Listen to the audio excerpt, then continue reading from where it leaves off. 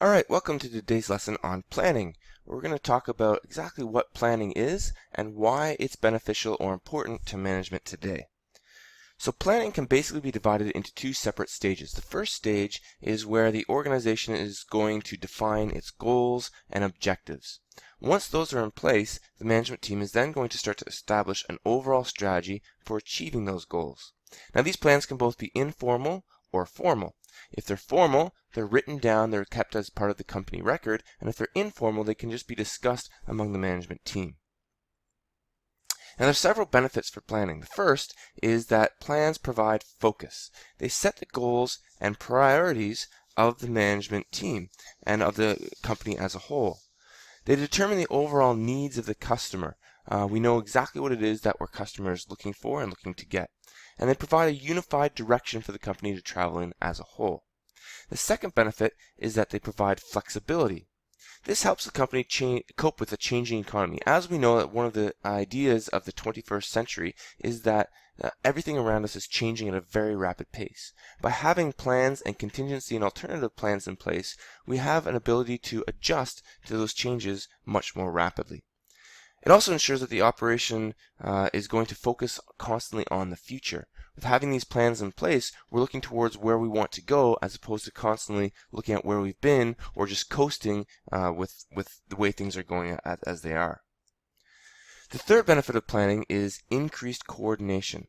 So by having plans in place, we're able to set a series of objectives that can be accomplished one after the other. We know the flow that we're going to have to get to those overall goals and visions of our company. This creates what we call a means end chain.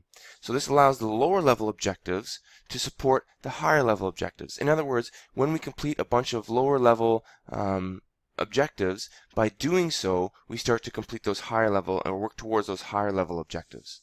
This is going to help to foster cooperation and teamwork by making sure that all the departments are working well together. It minimizes redundancy by ensuring that we're not going to have the same tasks being completed by the different people. But planning also helps to improve control. So remember, we have the control process, which is the last process we're going to talk about. We've got the planning, organizing, leading, and controlling. Well, part of controlling is that we have to have those overall goals in place. We have to know what we're trying to achieve. Otherwise, it becomes very difficult to analyze whether or not we've met those goals. So in order to have good controlling process, we have to have a proper planning process where we're setting proper goals in place so we can then measure and evaluate those results properly. The next benefit of planning is that it provides an improved action orientation. What that means is that good plans can do a number of things for our employees. It makes our employees results oriented. Because they know where we need to go, they can perform based to get to that particular goal. They can also focus on the important tasks first. When we have good plans, we know what's important and what can be left. We're advantage oriented, so we're going to make sure that we're using all of our resources to their best advantage. And then finally, change oriented. By having good plans in place, our company and our employees can anticipate problems that might happen and have a way to deal with those problems when they arise. And finally, planning helps to motivate staff. People will work harder to achieve their goals if they know what those goals are, especially if they're included in the planning process. And this is very important. The best type of planning you can have is planning that is inclusive, that includes the employees that are going to actually work towards those plans. Because then they feel like they have a voice, they feel important, they feel as though they're being used and useful to the company. Another way you can make sure those plans are motivating their staff is by rewarding your employees when that plan has been completed or achieved. So there's a couple of different types of plans that companies have. The first way to differentiate the types of plans we can have is by the scope of those plans. So we've got strategic, or otherwise known as long-term or long-range plans. These are the plans that are put in place to last over 3, 4, 5, or even 10 to 20 years. Those are the long-term goals of the company. Typically, these are created by upper management.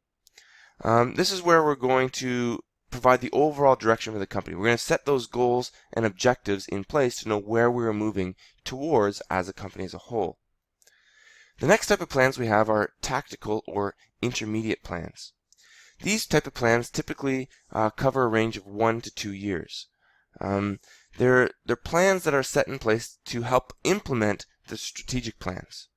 Okay, so this is where we're going to do things like create a production schedule, where we're going to look at how we're going to put the work methods in place, or what technologies we're going to use and how we're going to use them. Maybe we have a marketing plan, which is going to allow us to achieve our overall selling goals.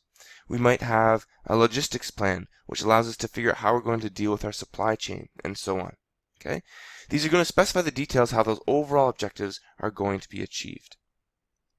And then finally, we have operational or short-term plans. These are the plans that typically occur over a time of less than 1 year. They're usually done by low-level management.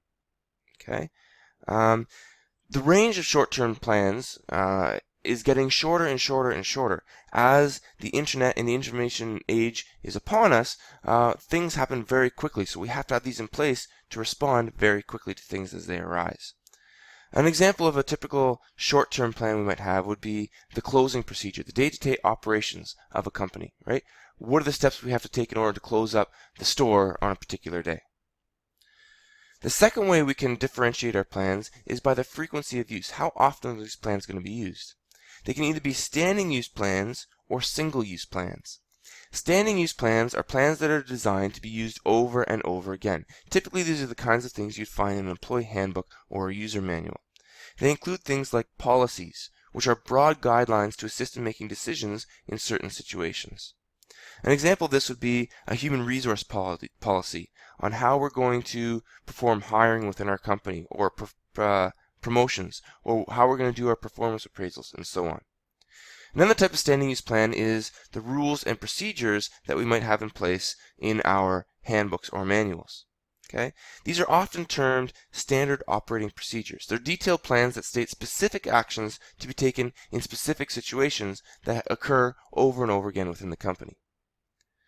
The other type of plan we could have is the single-use plans. These are plans that are used once and then that's it. They're not used again. They're created for very unique situations. Typically, these can either be projects or budgets. A project is a one-time activity that has a clear beginning and end point. So an example would be having a new ad campaign or a new computer software program and how we're going to develop that and put it in place. A budget is a single-use plan that determines how that money is to be spent on very specific projects. We also have the specificity of the plans. So is the plan going to be very specific and setting very specific and clear goals and objectives, or is it going to be more flexible? The type of plan we're going to use is going to be dependent upon the environment at that time. If we're in a situation where things are not going to be changing, where we know specifically what the environment is going to be like and how things are going to work, we can have a specific plan. For example, we are going to increase sales by 10% over the next year. If there's a lot more change and unknowns with the situation we're currently in, we tend to make our plans more directional and flexible. Okay, this is going to let set out more general guideline for us to try and achieve. That's it. That's all we have time for today. We'll see you in class tomorrow where we can practice what we've learned.